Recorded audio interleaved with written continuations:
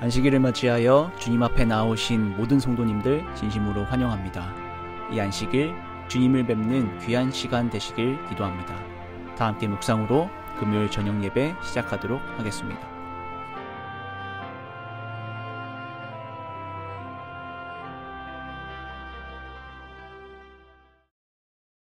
다 함께 일어나셔서 첫 찬미 164장 찬미하시겠습니다. 찬미 이후에 이기영 목사님이 기도해 주시겠습니다.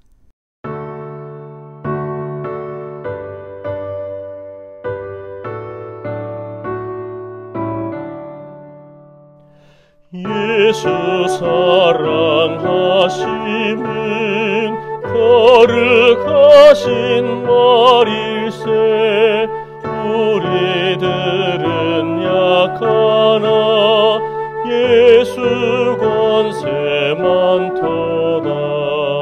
날 사랑하심, 날 사랑하심, 날 사랑하심 성경에 쓰셨네. 나를 사랑하시고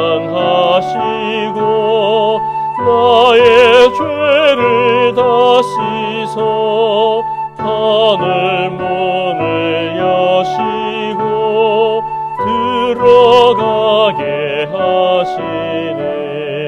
날 사랑하심, 날 사랑하심,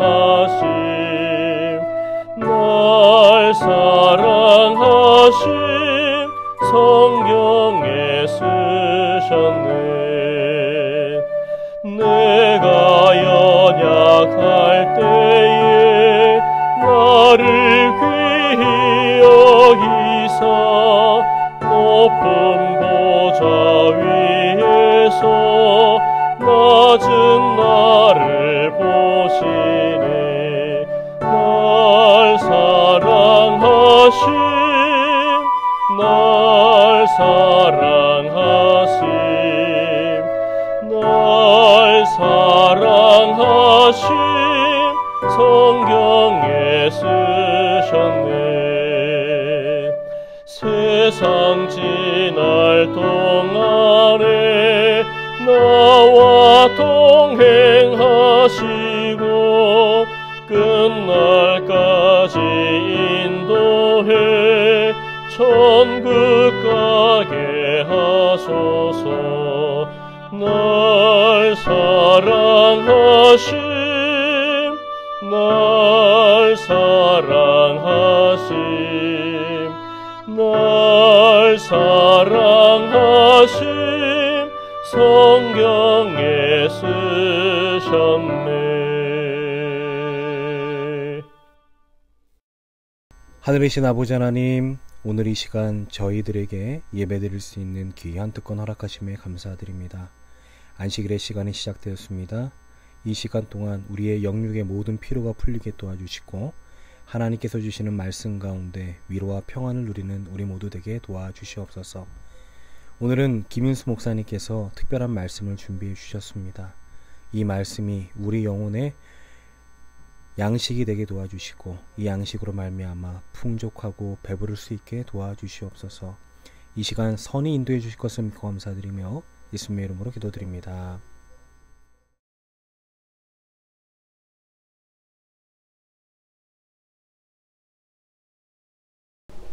행복한 안식일입니다. 행복한 안식일이 다가오는 이 시간, 안식일을 허락하신 하나님께서 우리 원조삼육 성령님들을 그리고 모두를 평강에서 평강으로 인도하시기를 기도합니다. 오늘 이 안식일 첫 시간, 사랑의 복음이란 제목으로 하나님의 말씀을 나누며 은혜를 누리기를 원합니다. 먼저 성경 말씀 요한복음 13장 34절부터 35절의 말씀을 보시겠습니다. 화면에 있는 말씀을 함께 보겠습니다. 새 계명을 너희에게 주노니 서로 사랑하라. 내가 너희를 사랑한 것 같이 너희도 서로 사랑하라. 너희가 서로 사랑하면 이로써 모든 사람이 너희가 내 제자인 줄 알리라. 예수님이 십자가에 달리시기 전날 밤에 제자들에게 주신 마지막 말씀이 어디인지 여러분 아시죠? 바로 요한복음 13, 14, 15, 16 이렇게 장입니다. 예수님이 그 말씀을 유언같이 하셨는데요. 그 중에 바로 서로 사랑하라는 말씀이 있습니다. 우리는 알고 있습니다. 내가 얼마나 나 자신을 사랑하는지, 그죠? 그리고 내 이웃을 내 몸과 같이 사랑하라는 말씀도 알고 있습니다. 그런데 더 강화된 예수님이 우리를 사랑한 것 같이 서로 사랑하라고 하십니다. 둘이 완전 다른 말씀입니까? 아닙니다. 더 완전케 하는 말씀이고요. 더 분명하게 하는 말씀입니다. 관례를 따르는 우리잖아요. 그렇죠? 앞에 시범 케이스가 있으면 그것을 이렇게 하면 되는구나 라고 따르는 우리잖아요. 그죠? 예수님이 이것을 새 계명이라고 했습니다. 그런데 알고 보니까 더 완전한 시범 케이스가 있는 말씀이죠. 그렇지만 오늘날 우리 기독교의 대명사처럼 새 계명 이렇게 됩니다. 뭐예요? 서로 사랑하라. 방금 읽은 본문의 말씀을 기록한 요한은 제자들 가운데 가장 오랫동안 생존했습니다. 에베소 교회에서 목양을 했고요. 나이가 들자 사도 요한도 은퇴하리라 생각한 그 에베소 교인들이 얘기를 해요.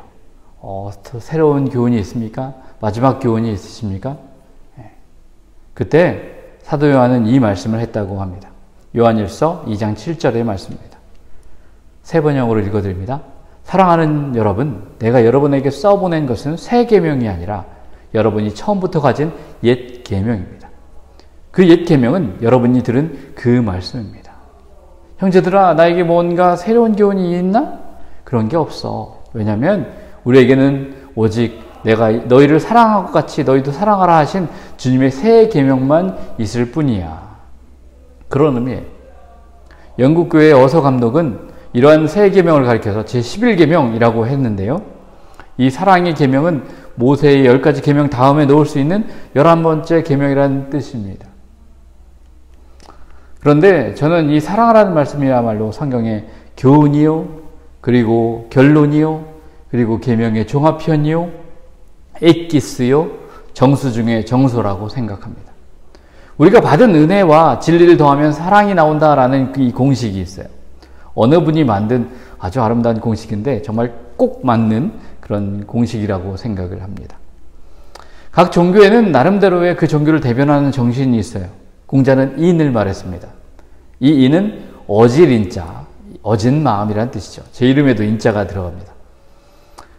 바로 사람과 사람 사이에는 그 어진 마음이 있어야 바로 바른 관계가 성립될 수 있다는 것입니다. 그래서 공자는 사람은 어진 마음을 가지고 살아야 가장 인간다운 인간이 될 수 있다라고 했습니다. 석가모니는 자비를 말했어요. 측은히 여기는 마음을 자비라고 했습니다. 사람뿐만 아니라 땅에 기어다니는 곤충까지도 측은한 마음으로 그리고 그 생명을 아끼는 것을 바로 인간의 도리라고 했습니다. 그래서 석가모니는 자비라고 했습니다. 지혜와 자비라는 두 바퀴로 이렇게 살면 매일매일이 바로 성일이라는 것이죠. 그런데 예수님은 여기서 사랑을 강조하셨어요. 기독교의 가장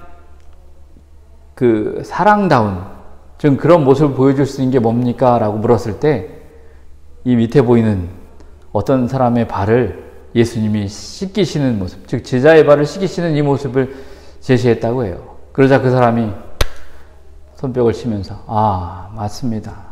그보다 더 큰 사랑이 없지요 라고 했다죠. 사람이 가장 사람다울 때는 사랑할 때라고 합니다. 사람이 누구를 진정으로 사랑할 때, 그때 사람들은 누구나 천사가 되고 시인이 되고 삶의 가치를 가장 많이 느끼게 되는 때가 되지요. 원래 사람과 사랑은 불가분의 관계였어요. 그래서 사람이 있는 곳에 사랑이 있고 사랑이 있는 곳에 사람이 있습니다. 사람이 있는 곳에는 반드시 이 사랑이 있어야 한다는 것입니다. 그래야 그곳이 사람이 사는 곳이 된다는 것이지요. 우리는 이웃을 나 자신처럼 사랑하라는 복음을 실천도 못하고 있어요. 그렇죠? 그런데 우리에게 주시는 예수님이 우리를 사랑하고 같이 다른 사람을 사랑하라고 요청하십니다. 그러면 사랑이 무엇입니까? 사랑을 구체적으로 말하자면 4가지로 나누어서 말할 수 있습니다. 첫 번째, 관심입니다. 두 번째, 용납입니다. 세 번째, 주는 것입니다. 네 번째, 함께 기뻐하는 것입니다. 그럼 하나하나 나눠보도록 하겠습니다. 첫째는 관심입니다. 사랑은 상대방에게 따뜻한 관심을 갖는 것입니다. 상대방을 평안하게 해주고 기쁨을 주고 염려하고 돌아보는 것. 그것이 예수님의 생애 중에 우리들이 읽을 수 있는 첫 번째 사랑의 모습입니다. 예수님이 십자가 희생을 감수하는 것까지 바로 죄인들에게 가졌던 그 관심, 그것이 바로 사랑입니다. 그래서 주님께서 말씀하시기를 내가 너희를 사랑한 것 같이 너희도 사랑하라 라고 말씀하셨습니다. 이렇게 볼 때 사랑의 반대에는 미움이 아닙니다. 롤로 메이가 쓴 사랑과 의지라는 책에 보면 사랑의 반대 계명은 미움이 아니고 무관심입니다. 사람을 미워하고 증오하는 것은 아직도 관심이 있다는 증거예요. 그러나 무관심은 미워할 만한 생각조차 없어지고 아예 마음속에 그 존재 자체도 없어진 상태입니다. 이것이 무서워요. 그죠? 무섭죠? 부모가 자식들에게 야단치고 회초리 드는 건 자식에게 아직 관심이 있고 사랑하는 것입니다. 사랑하기 때문에 잔소리를 하고 사랑하기 때문에 큰 소리치고 사랑하기 때문에 분노하고 그러는 것이죠. 그러다가 하다 안 되면 뭐라고 얘기해요? 어머니 입에서 이런 말씀이 나옵니다. 네 맘대로 해. 그거는 꼭 그대로 하라는 말입니까? 아니에요. 아직도 관심이 있다는 것이죠. 무관심의 표현은 되지 않습니다. 이제는 너무 힘들어. 나도 널 포기했어. 그런 말이죠. 그런데 아무 말도 하지 않는다면 무관심입니다. 가장 무서운 형벌입니다. 하나님이 백성들을 사랑하셨어요. 하나님의 백성들을 사랑하셔서 그들을 때로는 진노도 하셨고 매를 들기도 하셨고 재앙을 내리시기도 했습니다. 그래서 하나님은 말씀하시길 뭐라고 해요? 나는 질투하는 하나님이라. 그만큼 백성을 사랑하셨다는 말입니다. 하나님으로부터 이것이 없으면 정말 큰일입니다. 그것은 저주인 것이죠. 예수님도 이렇게 말씀하셨어요. 내가 너희를 용납한 것 같이 너희도 서로 용납하라. 사랑은 용납인 것입니다. 둘째는 용납입니다. 용납에 관한 골로새서 3장 12, 14절의 말씀을 보겠습니다. 그러므로 너희는 하나님의 택하사 거룩하고 사랑받는 자처럼 긍휼과 자비와 겸손과 온유와 오래 참음으로 옷 입고 누가 누구에게 불만이 있거든 서로 용납하여 피차 용서하되 주께서 너희를 용서하신 것 같이 너희도 그러하고 이 모든 것 위에 사랑을 더하라. 이는 온전하게 매는 띠니라. 사랑은 관심뿐이 아니고 마음을 열고 용납하고 받아주는 것을 포함합니다. 사랑하는 사람만 받아들이는 게 아니고 내게 도움이 되는 사람만 받아들이는 것이 아니죠. 도저히 받아들일 수 없는 사람들까지도 받아들이는 것이 사랑이라는 것입니다. 그래서 사랑은 어려운 것입니다. 거기에는 수고가 따르고 고통이 따릅니다. 아픔도 따르지요. 예수님은 그렇게 우리를 받아주셨어요. 그렇게 받아주시기 위해서 주님은 십자가에서 죽기까지 하셨습니다. 그래서 그 사랑이 이 땅에 있는 모든 사랑의 모델이 되게 하신 것입니다. 그리고 주님께서 말씀하시기를 내가 너희를 이렇게 사랑한 것 같이 너희도 사랑하라 라고 말씀하십니다. 우리가 생각할 때 예수님은 왜 가룟 유다라는 제자를 받아들였을까? 정말 알다가도 모르죠? 어쩌자고 예수님은 그런 유다 같은 사람, 자신을 파는 그런 사람을 받아들였을까? 그리고 거기다가 돈주머니도 맡기시고 복음 전도하는 일도 그 사람에게 부담하게 하셨을까? 예수님이 조금 총명하시지 않아서 그렇게 하셨을까요? 아니면 사람을 잘못 보셨을까요? 그렇지 않습니다. 예수님은 모든 걸 다 아셨어요. 영감의 말씀에도 분명 그렇게 나와 있습니다. 유다가 이기심이라는 마귀에 사로잡혀 있다는 것을 아셨다. 뭐에 사로잡혀요? 이기심이요. 그분과 연합하라고 열둘로 부르셨는데 그렇게 했다는 거예요. 그리고 유다가 그러한 일에 있어서 불리하면 어떻게 돼요? 참지 못해가지고 사단이 유다를 이용해서 대처하기 곤란하게 말고 설명하기 어려운 소문을 퍼뜨리게 될 것을 어떻게 해요? 미리 내다보셨다라고 기록하고 있습니다. 유다의 품성에는 신적인 것과 인간적인 것이 함께 역사하고 있었다라고 했어요. 인간적인 측면에서는 사단이 역사하고 신적인 측면에서는 그리스도가 역사하셔요. 우리 모두도 마찬가지지 아닙니까? 주 예수께서는 유다가 분발해서 그가 임명받은 특권을 이행하는 모습을 간절한 마음으로 보고자 하셨다라고 기록하고 있습니다. 그런데 유다는 뭐예요? 품성 가운데 있는 인간적인 측면, 그의 신앙적인 감정과 뒤얽혀서 혼돈을 일으켜요.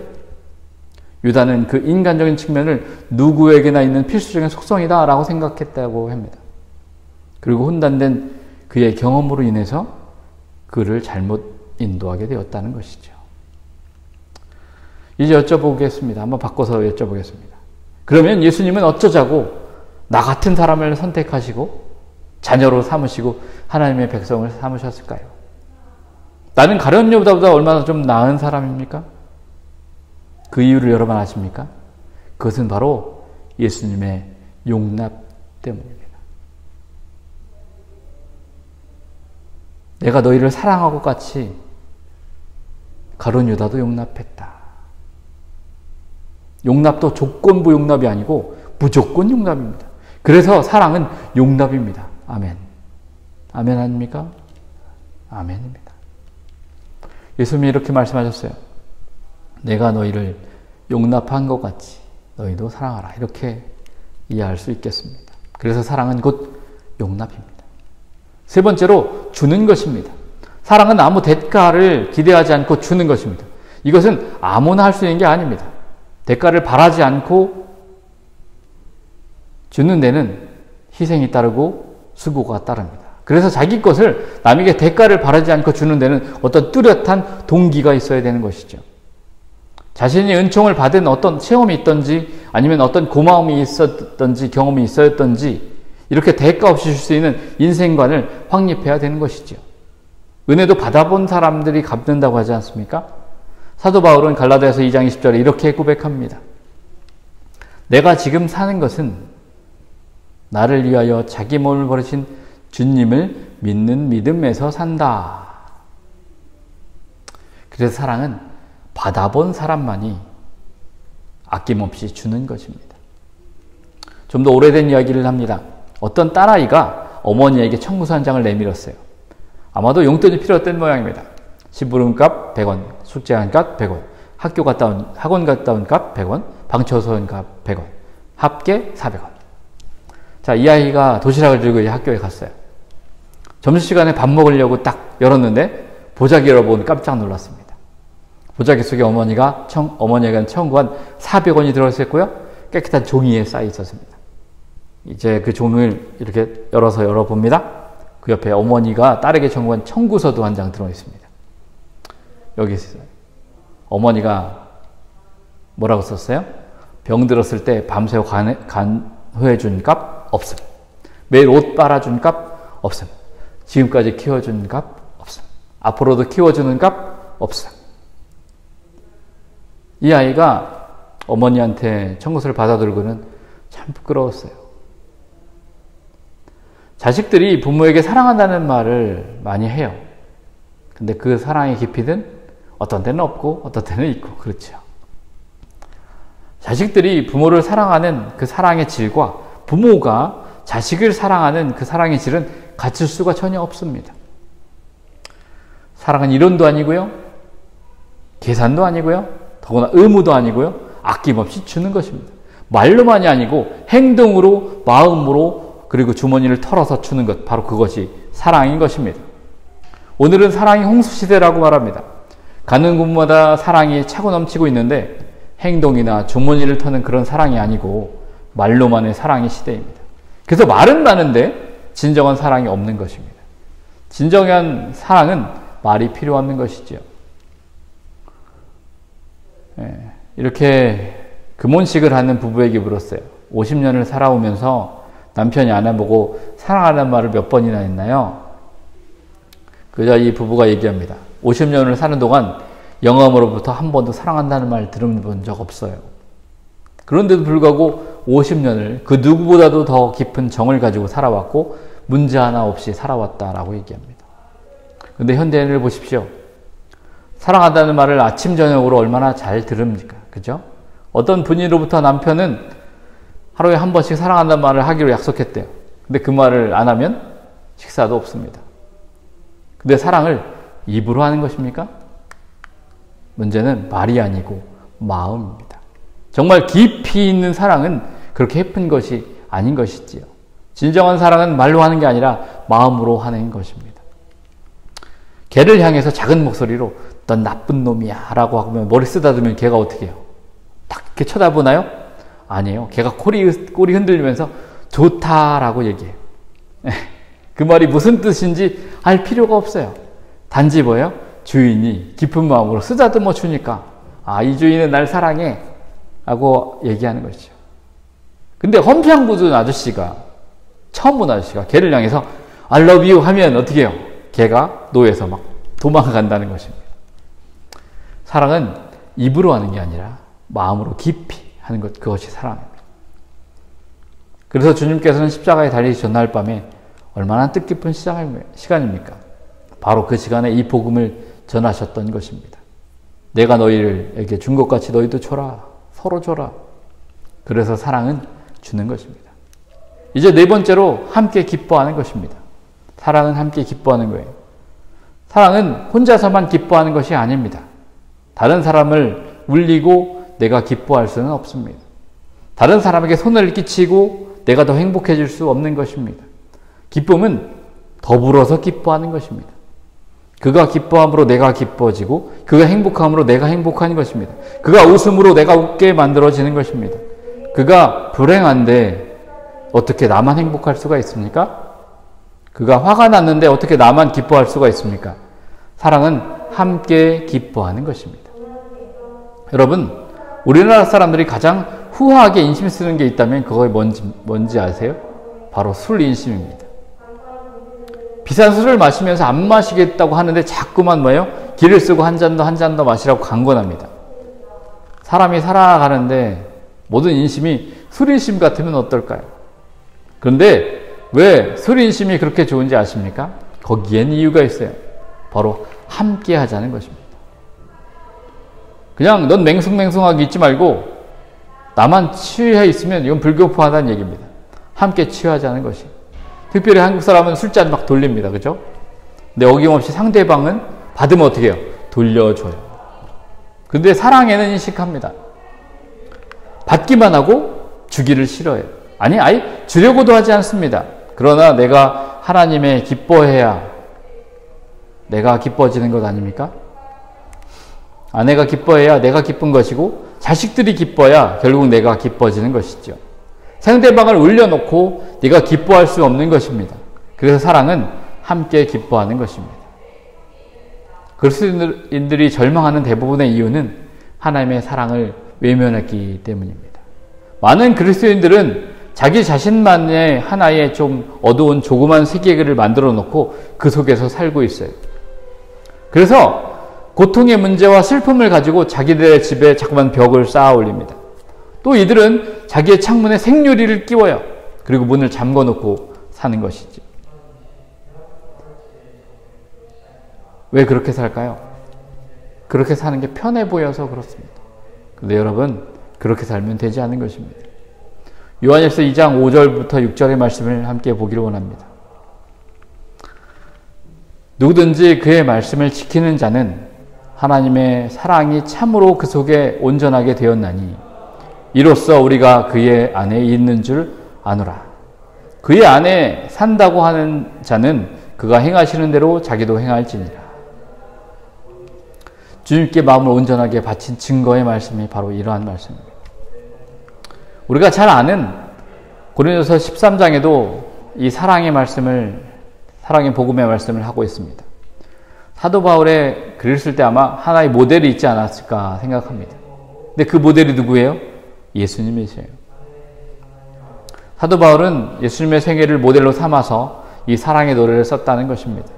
여기서 보면 사랑을 이렇게 노래해요. 사랑은 어떻게 해요? 오래 참고, 사랑은 온유하며, 사랑은 투기하는 자가 되지 아니하고, 사랑은 자랑하지 않고, 사랑은 교만하지 않고, 사랑은 무리에 행치 않고, 사랑은 자기의 유익을 굳지 않고, 사랑은 성내지 않고, 사랑은 악한 것을 생각지 아니하고, 사랑은 불의를 기뻐하지 아니하고, 사랑은 진리를 함께 기뻐하고, 사랑은 모든 것을 참고, 사랑은 모든 것을 믿고, 사랑은 모든 것을 바라고, 사랑은 모든 것을 견딘다 했습니다. 제가 사랑을 다 넣어서 읽어봤습니다.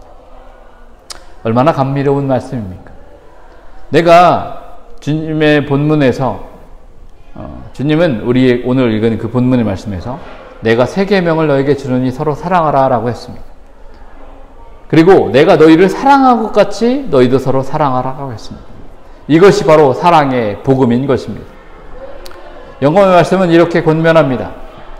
가장 크고도 가장 치명적인 속임수는 인간이 형제들에 대하여 그리스도와 같은 사랑을 갖지 않고도 영생에 이르는 믿음을 가질 수 있다고 생각하는 것이다. 뭐라고요? 그리스도와 같은 사랑을 안 갖고도 영생에 이를 수 있다라는 믿음을 갖는 것을. 이어서 이렇게 얘기합니다. 사랑 없는 그리스도인은 그런 그리스도인이라는 것은 사랑 없는 그리스도는 없다라는 것이죠. 왜냐하면 하나님은 사랑이시고 우리가 그의 계명을 지키면 이로써 우리가 더 저를 아는 줄을 안다라고 성경은 말하고 있습니다. 그리고 나의 계명은 이것이니 내가 너희를 사랑한 것 같이 너희도 서로 사랑하라 하는 것이라. 이것이 하나님께 돌려드려야 할 열매다라고 영감의 말씀이 기록합니다. 우리 거짓말하는 사람이 되지 않았으면 좋겠어요. 진실한 사람이 되면 좋겠어요. 내가 가진 사랑, 예수님의 사랑과 비교할 수 없죠. 그러면 어떻게 해야 될까요? 예수님께 공급을 받아야 되는 것입니다. 성령님을 통하여 공급을 받고 그의 임재 아래서 행해야 하는 것입니다. 그래야 복음도 전할 수 있는 능력이 나오는 것입니다. 온통 가짜가 판치는 세상입니다. 가짜 믿음도 있고요.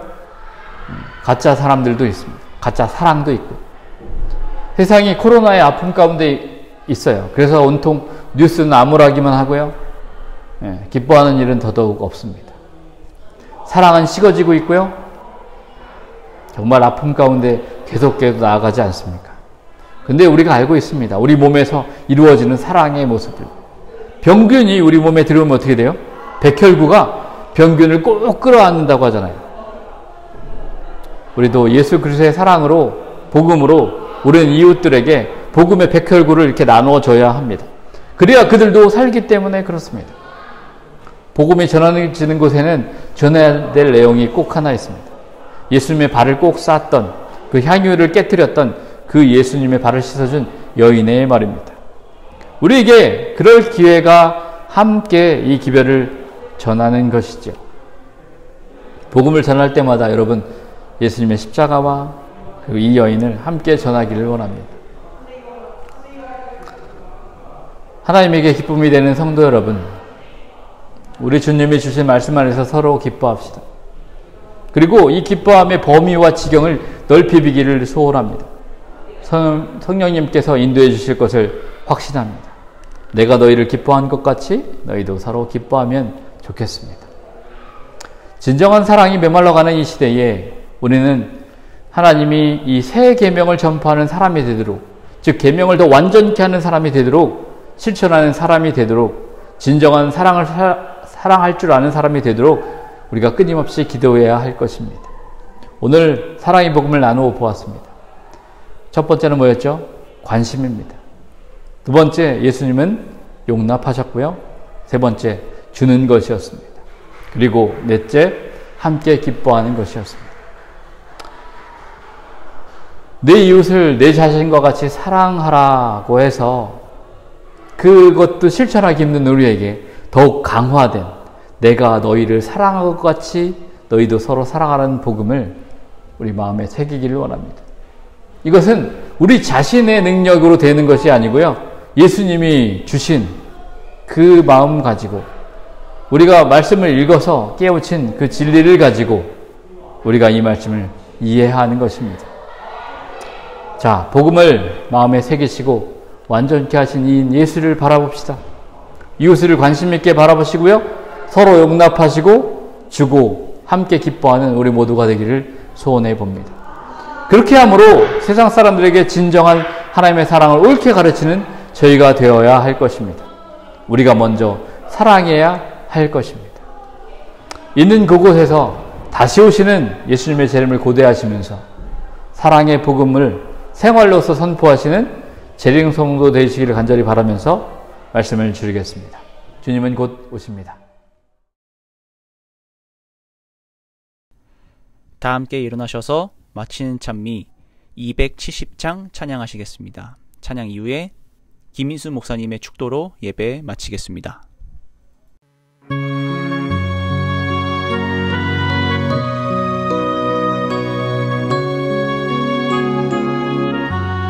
깊은 소리 들으니 예수 구원하시네.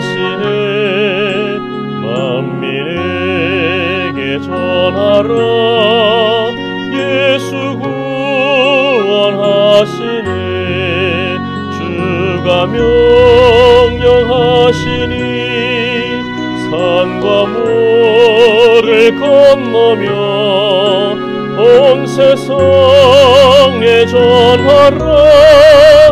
예수 구원하시네. 바다 건너 전하라.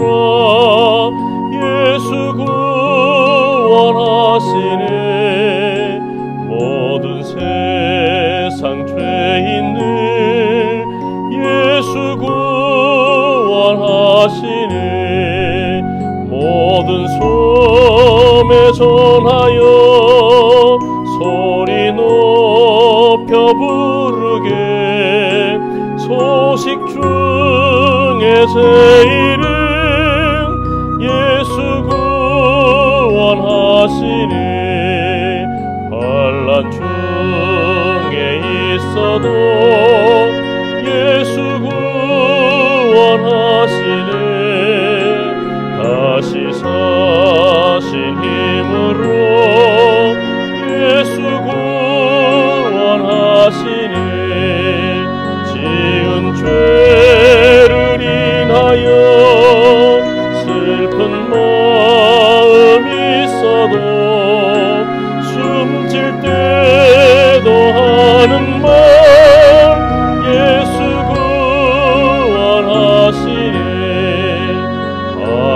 바람들아 외치라. 예수 구원하시네. 기뻐하라 나라들 예수 구원하시네. 깊은 찬미 소리를 산과 들에 전하라. 제일 기쁜 소식은 예수 구원하시네.